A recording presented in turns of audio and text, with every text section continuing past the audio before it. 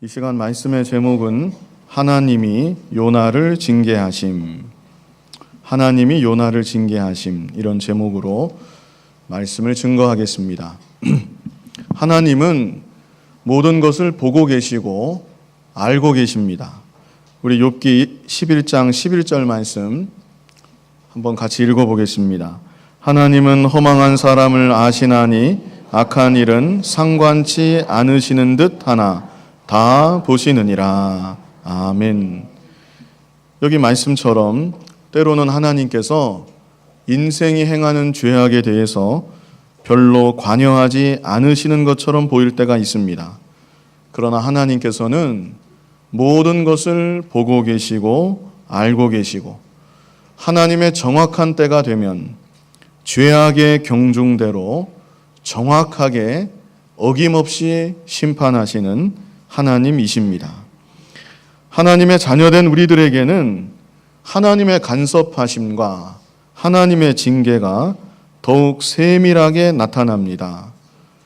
예수님의 십자가의 보혈로 죄 씻음 받아서 거룩한 하나님의 자녀가 되었기 때문에 하나님은 우리의 아버지가 되시고 아버지 되신 하나님께서 자녀된 우리들을 바른 길 걸어갈 수 있도록 근실하게 징계하시고 사랑의 매로써 우리를 인도하여 주시는 것입니다. 그래서 히브리서 12장 7절로 8절 말씀 우리 여러 번 읽었던 구절인데요. 다시 한번 같이 한번 읽어보겠습니다. 너희가 참음은 징계를 받기 위함이라. 하나님이 아들과 같이 너희를 대우하시나니 어찌 아비가 징계하지 않는 아들이 있으리요. 징계는 다 받는 것이거늘 너희에게 없으면 사생자요 참 아들이 아니니라. 아멘. 여기 분명히 말씀했습니다. 하나님의 징계하심이 전혀 없다고 하면 그 사람은 누구라고요? 사생자고 하나님의 참 아들은 아니니라. 이렇게 말씀하고 있습니다.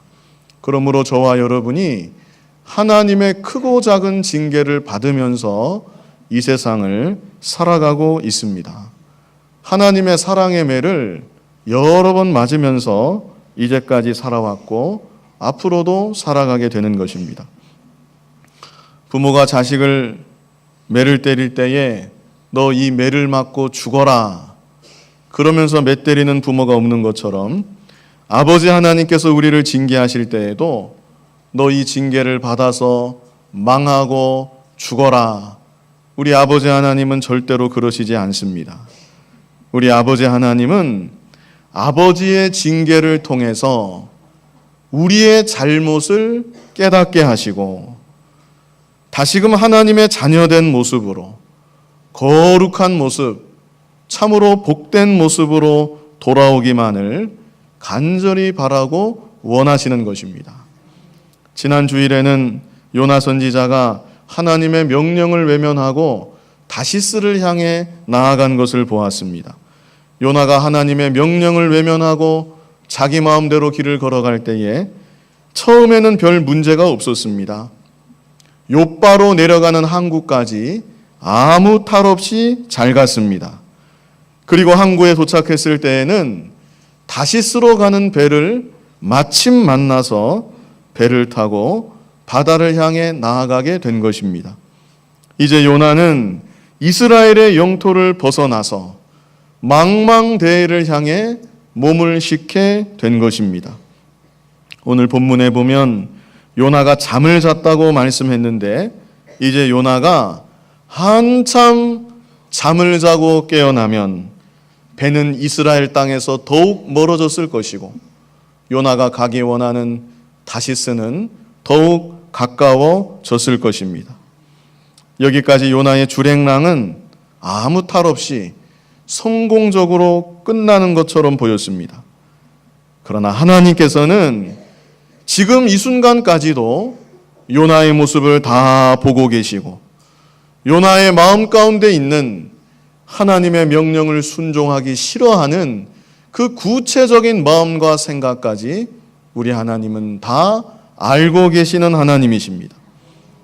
그리고 마침내는 요나의 인생 가운데 친히 개입하시고 하나님의 명령을 외면하고 자기 길로 가는 요나를 직접적으로 징계하시는 우리 하나님이십니다. 그래서 요나의 죄가 다 드러나게 하시고 요나로 하여금 내가 정말 잘못했구나, 하나님 앞에 분명하게 깨달을 수 있도록 인도하여 주시는 것입니다. 그렇다면 하나님께서 요나를 어떤 방법으로 징계하셨는가, 우리가 이 시간 함께 보도록 하겠습니다. 먼저 본문 4절을 같이 읽겠습니다. 여호와께서 대풍을 바다 위에 내리심에 바다 가운데 폭풍이 대작하여 배가 거의 깨어지게 된지라. 요나의 불순종에 대한 하나님의 징계 첫 번째는 대풍을 바다 위에 내리심, 대풍을 바다 위에 내리심입니다. 처음에는 길이 잘 열렸지요.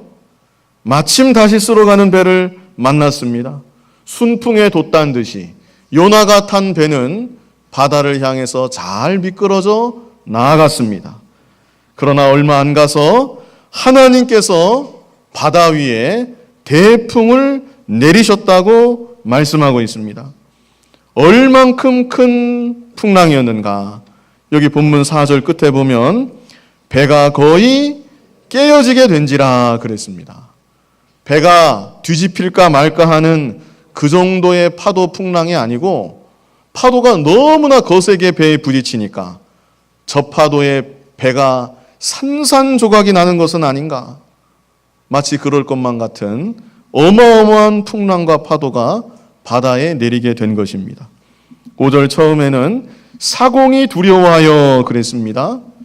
사공들도 두려워할 만한 큰 풍랑이 임한 것입니다. 여기 사공들은 보통 사공들이 아닙니다. 요빠에서 다시스까지는, 오늘날 우리가 다시스는 스페인의 남부 지역으로 보는데요, 요빠에서 다시스까지는 적어도 3,000km 이상 되는 먼 항해길입니다. 그런 먼 항해길을 오고 가는 뱃사람들은 정말 경험도 많고 베테랑들 중에 베테랑이라고 할 수 있는 그런 사공들인 것입니다. 그러나 그런 사공들조차도 일생토록 아마도 경험해보지 못했을 엄청난 풍랑으로 인해서 두려워하며 떨었다고 말씀하고 있는 것입니다. 우리 하나님께서 한 번 손을 대시면 사람은 감당할 수가 없는 것입니다. 우리 하나님은 온 우주 만물을 창조하신 하나님이시고 이제도 다스리시는 전능하신 하나님이신데, 하나님은 우리가 생각하는 것보다, 우리가 상상할 수 있는 것보다 더욱 광대하신 하나님이시고 더욱 능력이 무한하신 하나님이신 것입니다. 사람의 생각 같아서는 이제 안심입니다. 다 끝난 겁니다. 배를 잡아탔으니까 이제 다 모든 것이 마무리되는 것처럼 보였겠지만, 온 우주 만물을 주관하시는 하나님께서 기상을 다 주관하셔서 요나가 가는 앞길에 대풍이 일어나도록 역사하신 것입니다. 오늘날 저와 여러분이 하나님의 광대하심, 하나님의 전능하심에 대해서 잊어버려서는 안 됩니다. 하나님의 말씀을 외면하고 나의 얄팍한 술수와 계산으로 어떤 상황을 모면할 수 있다고 생각하는 것은 대단히 큰 착각입니다. 나의 작은 꾀로 어려운 상황을 돌파할 수 있다고 생각하는 것도 대단히 큰 착각이고 큰 교만입니다. 우리는 그저 하나님 앞에 겸손하게 엎드러져서 전능하신 하나님, 모든 것을 아시는 전지하신 하나님, 이 하나님만을 전적으로 의지하고 하나님의 말씀만을 순종하며 신앙의 정로를 걸어가야 되는 것입니다. 그것이야말로 가장 지혜롭게 인생을 살아가는 비결인 것입니다. 또 기억해야 될 것은 하나님의 뜻을 저버리고 내 생각, 내 지혜로 걸어갈 때 당분간 얼마간은 괜찮은 것 같을 수 있습니다. 오히려 잘 되는 것처럼 보일 수도 있습니다. 그러나 얼마 안 가서 반드시 풍랑을 만나게 된다는 사실, 우리가 요나서를 통해서 꼭 기억해야 합니다. 그 풍랑이 어떤 종류의 풍랑일지 우리는 예측할 수 없습니다. 온 우주 만물을 지으신 하나님이시고 하나님의 뜻대로 만사를 다 이루어 가시는 우리 아버지 하나님이신데, 우리가 생각조차 못할, 상상조차 못할 여러 가지 다양한 방법으로 우리의 인생길에 개입하시고 간섭하시고 어떤 형태로든 풍랑을 경험할 수 있도록 역사하여 주시는 것입니다. 본문 5절 말씀 우리 같이 한번 읽어보겠습니다. 사공이 두려워하여 각각 자기의 신을 부르고 또 배를 가볍게 하려고 그 가운데 물건을 바다에 던지니라. 그러나 요나는 배 밑층에 내려가서 누워 깊이 잠이 든지라. 여기 5절에는요, 앞에 4절에서는 큰 대풍이 일어났다 그랬고, 여기 5절에서는 이 대풍을 만나서 요나는 어떻게 반응을 하고 있고 사공들은 어떻게 반응을 하고 있는지 대조하면서 기록하고 있는 것입니다. 먼저 요나는 어떻게 했습니까?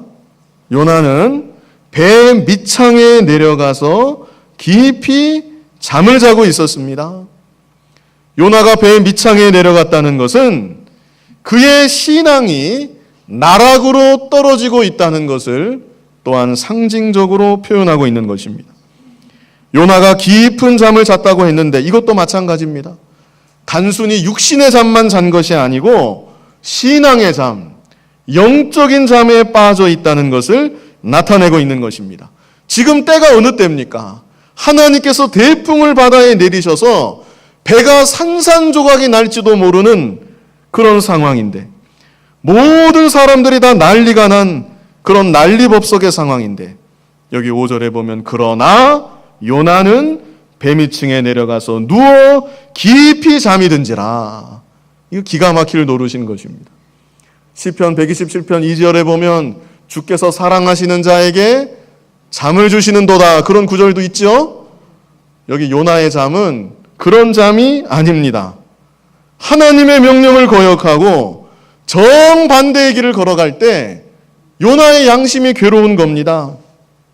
마음이 뒤숭숭한 겁니다. 그래서 잠이나 자자, 다 잊어버리고 그냥 자버리자, 그러면서 스스로 취해서 자는 잠인 것입니다. 그래서 요나는 하나님의 무서운 징계가 임하고 있는 이 순간에 하나님의 징계 가운데 있으면서도 그 사실조차 알지 못하고 깊은 잠에 빠져 있다는 것, 그 모습을 우리에게 보여주고 있는 것입니다.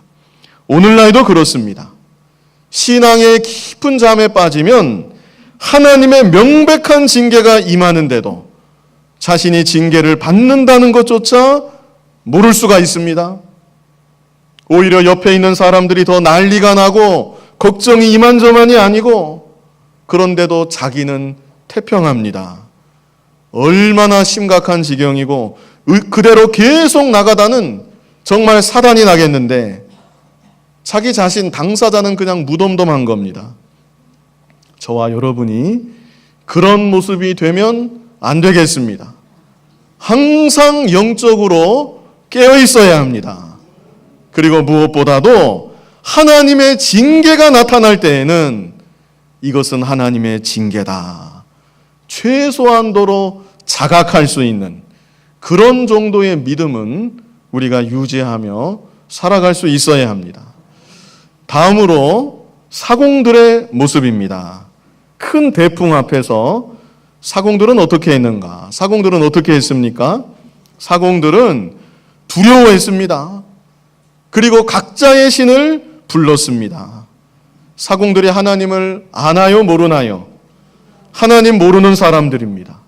그렇기 때문에 두려워하고 그저 자기가 아는 신들, 들은 풍월이라도 있는 신들에게 지푸라기라도 잡는 심정으로 기도하고 애걸복걸하고 있는 것입니다. 오늘날도 마찬가지입니다. 하나님을 모르는 인생들은 그들에게도 풍랑이 있거든요. 인생의 항해 가운데 풍랑을 만나면 어찌할 줄을 모릅니다. 마음이 다 무너져 내리고 두려움에 벌벌 떨고 그러다가 잡히는 사람에게 부탁하고 아니면 우상에게 절하고 안절부절 못하면서 하소연하고 그것이 바로 오늘날 대다수 하나님을 모르는 인생들의 모습인 것입니다. 그러나 저와 여러분은 다릅니다. 우리의 인생길에 어떠한 풍랑을 만난다 할지라도 우리에게는 분명하고 확실한 방법이 있습니다. 그 방법이 무엇입니까? 전능하신 하나님께 기도하면 되는 것입니다. 살아계신 하나님, 풍랑을 일으키신 하나님, 풍랑을 주관하시는 하나님, 그 하나님을 바라보며 하나님께 간절히 기도하면 하나님이 우리의 기도를 들어주시고 하나님께서 우리의 앞길을 인도하여 주시는 것입니다. 이것이 얼마나 감사한 일인지 모릅니다. 그러나 사공들은 하나님을 몰라요. 그래서 두려워하고 혹시나 하는 마음에 자신들이 아는 신들에게 기도를 한 것입니다. 그러나 아무런 응답이 없습니다. 아무런 해결도 받을 수가 없는 것입니다. 그래서 결국에는 배 안에 있는 물건들을 바다에 던지기 시작했습니다. 사도행전 27장 18절에도 바울이 배를 타고 가는데 그 배가 큰 풍랑을 만났습니다. 그래서 배에 있는 짐들을 바다에 다 버렸다고 기록한 구절이 있습니다. 배에 싣고 가는 짐들, 물건들 평상시에는 정말로 귀한 것입니다. 그것들 중 상당수는 먼 나라에 가서 팔려고 장사하는 사람들이 배에다가 싣고 가는 아주 중요한 것들입니다. 그러나 큰 풍랑을 만났을 때 그 물건들은 아무짝에도 쓸모가 없고 도리어 짐이 되고 방해만 되는 것입니다. 배 안의 물건들마다 나름의 사연이 많이 있었겠지만 결국에는 풍랑 앞에서 다 버려야만 되는 것입니다. 저와 여러분이 이런 모습을 통해서도 세상 물질이라는 것이 결정적인 순간에 얼마나 허망한 것인지 우리가 또한 알아야 합니다. 전에 제가 들은 얘기인데요. 언젠가 어느 박물관에 도둑이 들어서 주먹만한 다이아몬드를 하나 훔쳐서 달아났다고 합니다. 급하게 도망가다가 그만 사막 지역으로 들어갔는데 가도 물은 없고 허기가 너무나 져서 그래서 주먹만한 다이아몬드 가슴에 고이 품은 채 그냥 그대로 죽었다고 합니다. 차라리 그게 다이아몬드가 아니고 떡이었다면 살았을지도 모르겠습니다. 그런데 그 수백억이나 되는 그 다이아몬드를 가슴에 고이 품고 그대로 죽은 것입니다. 꼭 이런 사건이 아니라 할지라도 실제로 돈을 아무리 많이 소유하고 있어도 하나님께서 죽을 병 걸리게 해서 죽게 하면 그냥 죽는 것입니다. 돈을 다발로 싸서 병원에 갖다 준다 해도 아무 소용이 없습니다. 그런데도 이 세상은 돈이 제일이다, 돈이 최고다, 돈만 많으면 행복한 줄 알고 돈을 쫓아가지만 참된 행복은 살아계신 하나님을 알고 하나님을 믿고 섬기는데 참된 행복이 있는 것입니다. 하나님을 잘 믿고 하나님을 잘 섬김으로 주님 안에서 참된 행복을 누리며 살아가시는 여러분이 다 되시기를 바랍니다. 자, 여기까지 하나님께서 대풍을 바다 위에 내리신 일을 보았습니다. 그런데도 요나는 배 밑창에 내려가서 깊은 잠을 자고 있고 사공들은 두려워해서 어쩔 줄 모르면서 각자의 신을 부르다가 그래도 안 되니까 배에 있는 물건들을 바다에 던졌다고 말씀하고 있습니다. 이제 이어서 본문 6절을 우리 같이 한번 읽어보겠습니다. 선장이 나아가서 그에게 이르되 자는 자여 어찌 미뇨 일어나서 내 하나님께 구하라. 혹시 하나님이 우리를 생각하사 망하지 않게 하시리라 하니라. 아멘. 이제 하나님께서 잠을 자고 있는 요나를 직접 깨우시는 것입니다. 선장의 마음을 감동해서 배 밑창까지 내려가게 하셨습니다. 그리고 배 밑창에서 잠을 자고 있는 요나를 발견하게 하셨습니다. 지금 상황이 얼마나 바쁘고 위급한 그런 와중인데 잠자는 사람 하나 그냥 지나칠 수도 있습니다. 그런데 하나님께서 선장의 마음을 감동시키니까 그냥 지나치지 아니하고 선장이 요나를 흔들어서 깨웠습니다. 그리고 하는 말이 참 청천벽력과 같은 말입니다. 자는 자여 어찌미뇨 일어나서 내 하나님께 구하라. 하나님도 모르는 선장의 입에서 당신 지금 뭐하고 있는 겁니까? 어서 일어나서 당신이 믿는 하나님께 기도하시오. 언제까지 잠을 자고 있겠습니까? 어서 깨어나십시오. 선장이 요나를 깨우고 요나에게 이런 말을 하도록 하나님이 역사하신 것입니다. 그래서 하나님의 징계 두 번째는 안 믿는 사람을 통해서 요나를 책망하심입니다. 아마 이 선장은 요나의 용모를 보고 이스라엘 사람인 것을 알았던 것 같습니다. 그래서 요나에게 내가 섬기는 하나님께 어서 기도해라 이렇게 말한 것입니다. 그러나 이것은 선장의 말이 아니고 요나를 향한 하나님의 권고이고 하나님의 책망인 것입니다. 하나님께서 안 믿는 선장의 마음까지 감동해서 요나에게 말씀하고 계신 것입니다. 오늘날도 하나님은 우리가 깊은 잠에 빠져 있을 때 외부적으로 풍랑만 일으키시는 것이 아니라 불신자의 입을 통해서도 우리를 책망하게 하십니다. 가령 안 믿는 사람이 하나님 믿는다는 사람이 그게 무엇입니까? 목사님이 그래서 되겠습니까? 권사님이 그런 말해도 되겠습니까? 그런다면 우리가 정말로 부끄러운 줄 알아야 합니다. 그리고 하나님 앞에서 즉시로 나의 잘못을 고백하고 회개할 수 있어야 합니다. 민수기 22장에서 24장까지 보면 발람 선지자의 얘기가 나옵니다. 발람 선지자는 하나님의 뜻을 저버리고 모압 땅을 향해 나아갔습니다. 발람 선지자가 모압 땅을 향해 나아가는데 발람 선지자를 향해서 누가 책망을 했습니까? 나귀가 책망을 했습니다. 말 못하는 나귀가 입을 열어서 발람 선지자를 책망했던 것입니다. 베드로후서 2장 16절 우리 같이 한번 읽어보겠습니다. 자기의 불법을 인하여 책망을 받되 말 못하는 나귀가 사람의 소리로 말하여 이 선지자의 미친 것을 금지하였느니라. 아멘. 그래서 우리 하나님은 우리의 잘못을 책망하시는 하나님이십니다. 어떤 방법으로든지 책망의 말을 직접 들을 수 있게 하십니다.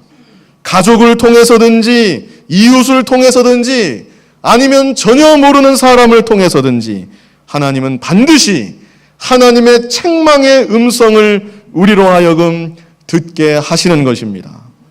그러므로 우리들은 아무리 사람의 말이라 할지라도 사람의 말로만 듣고 넘어가지 말고 기분 나쁘게만 생각하지 말고 그 가운데 숨어 있는 하나님의 책망의 음성을 들을 줄 알아야 합니다. 우리 지난 주일에 고성남 목사님 통해서 말씀 사경에 많은 은혜를 받았는데 아마 참석하신 분들은 들으셨을 것입니다. 목사님이 아주 철저한 분이세요. 삶도 철저하고 신앙도 철저하고 자기 자신에게도 굉장히 엄격하고 철저한 분입니다.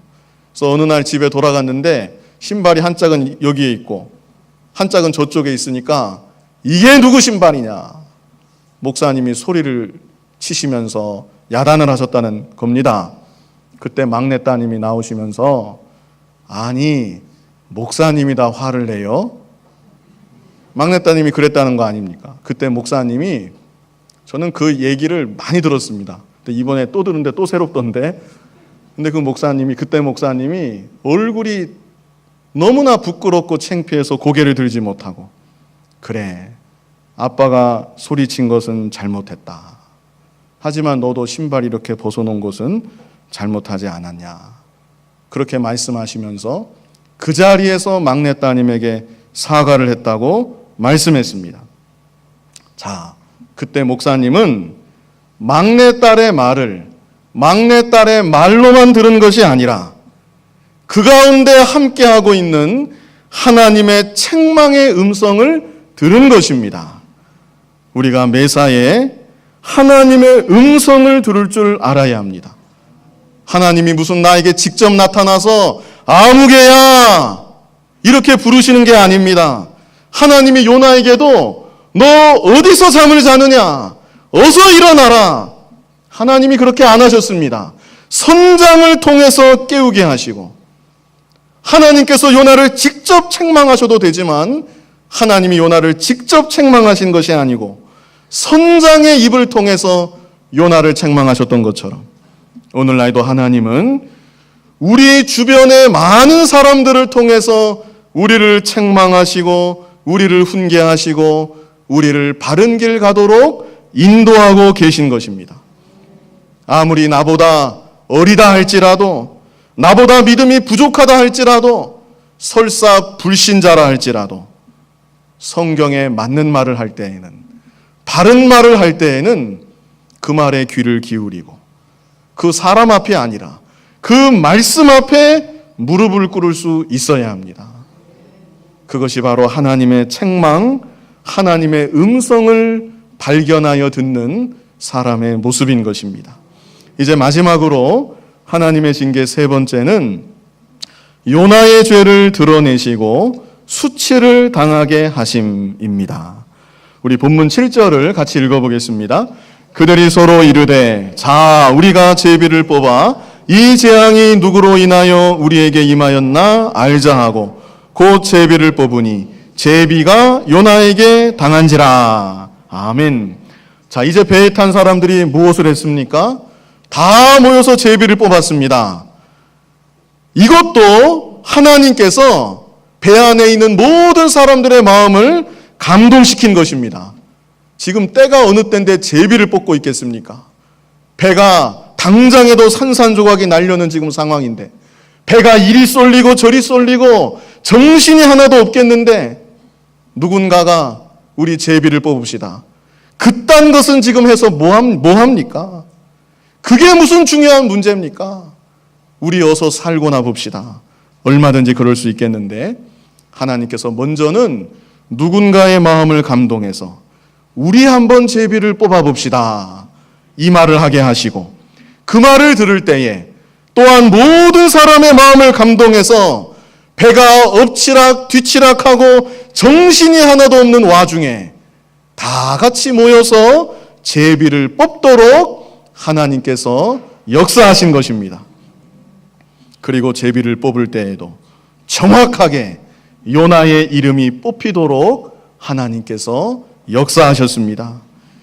이것이 얼핏 보면 우연하게 되는 일 같지만 하나님께서 이 모든 일의 배후 가운데 친히 함께 하시고 세밀하게 역사하셔서 요나의 죄가 다 드러나도록 인도하여 주시는 것입니다. 이제 본문 8절로 10절 말씀 우리 뜻을 생각하면서 8절로 10절까지 같이 읽겠습니다. 무리가 그에게 이르되 청컨대 이 재앙이 무슨 연고로 우리에게 임하였는가 고하라. 내 생업이 무엇이며 어디서 왔으며 고국이 어디며 어느 민족에 속하였느냐. 그가 대답하되 나는 히브리 사람이요 바다와 육지를 지으신 하늘의 하나님 여호와를 경외하는 자로라 하고 자기가 여호와의 낯을 피함인 줄을 그들에게 고하였으므로 무리가 알고 심히 두려워하여 이르되 내가 어찌하여 이렇게 행하였느냐 하니라. 아멘. 이제 요나의 허물이 다 드러나게 되었습니다. 그럴 때 여기 8절 앞에 그랬죠. 한두 사람도 아니고 많은 사람들이 무리가 요나에게 몰려와서 요나를 둘러싸고 도대체 당신이 누구이기에 당신이 무슨 죄를 지었기에 우리에게 이런 재앙이 임하는 겁니까? 마치 경찰이 죄인을 취조하듯이 요나를 다 몰아세우고 물어본 것입니다. 오늘날도 하나님께서는 하나님의 자녀가 죄를 지을 때에 절대로 그 죄를 묻어두지 아니하십니다. 반드시 그 죄가 드러나게 하시고, 그리고 죄가 드러날 때 그 죄로 인하여서 수치를 당하게 하시는 하나님이십니다. 하나님이 특별히 사랑하는 사람이라면 더더욱 그렇게 하십니다. 보통 일반 신자가 양심 안 쓰고 죄 지으면 그냥 경미하게 벌하셔도, 믿음 좋은 신자가 죄를 지으면, 만약에 목사가 죄를 지으면 반드시 그 죄가 만천하에 드러나게 하시고 더 큰 수치를 당하도록 역사하시는 겁니다. 그래서 톡톡히 회개하게 하시고 더욱 바로 설 수 있도록 사랑의 채찍을 대시는 것입니다. 우리는 이런 하나님의 손길을 느낄 때에 낙심할 필요가 없습니다.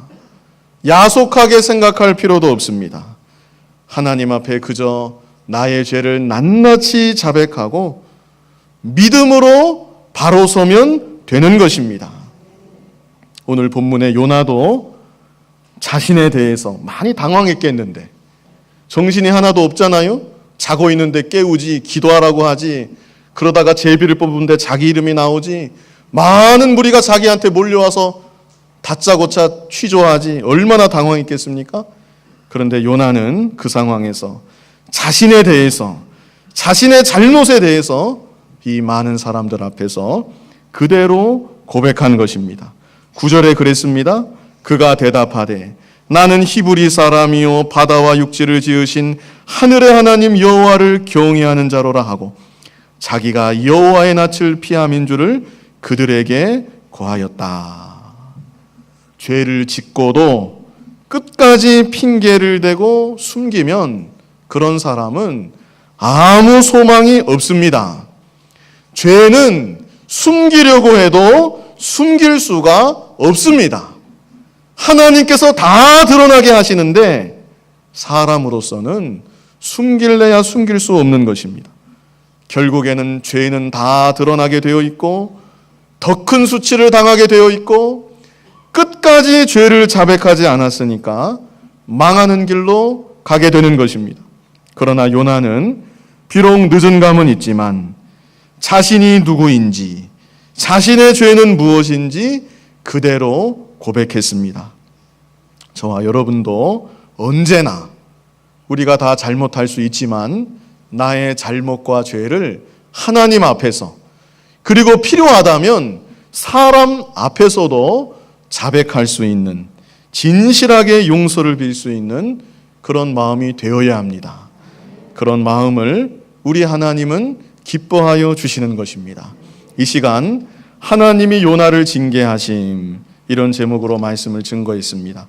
하나님의 징계 첫 번째는 대풍을 바다 위에 내리심, 두 번째는 안 믿는 사람을 통해서 요나를 책망하심, 마지막 세 번째는 요나의 죄를 드러내시고 수치를 당하게 하심. 오늘날에도 우리가 지은 죄에 대해서 이런 방법으로 징계하시는 우리 아버지 하나님이십니다. 그러므로 죄를 지으면 결코 형통할 수 없고 결코 행복할 수 없습니다. 죄는 다른 것이 아니라 하나님의 뜻을 거역하고 자기 마음대로 사는 것이 전부 죄입니다. 내 마음대로, 내 편한 대로 살면 행복할 것 같아도 그런 삶 가운데는 풍랑이 끊이지 않습니다. 하나님의 책망이 끊이지 않습니다. 그뿐 아니라 죄로 인한 수치가 있습니다. 그러므로 하나님을 잘 믿고 섬기는 것이 가장 행복한 삶이라는 것을 확신하시고 남은 생에 하나님의 말씀을 더욱 잘 순종하고 하나님의 뜻대로 살아가기에 힘쓰는 여러분이 되시기를 간절히 바랍니다. 거룩하신 아버지 하나님, 이제도 살아계셔서 우리를 보고 계시고 우리의 마음까지 다 살펴보시는 아버지 하나님, 하나님 앞에서 두렵고 떨림으로 죄는 멀리 떠나는 우리가 되게 하여 주시고 하나님 뜻대로만 순종하며 걸어가는 우리 모두가 되게 하여 주시옵소서. 예수님 이름으로 기도하옵나이다. 아멘.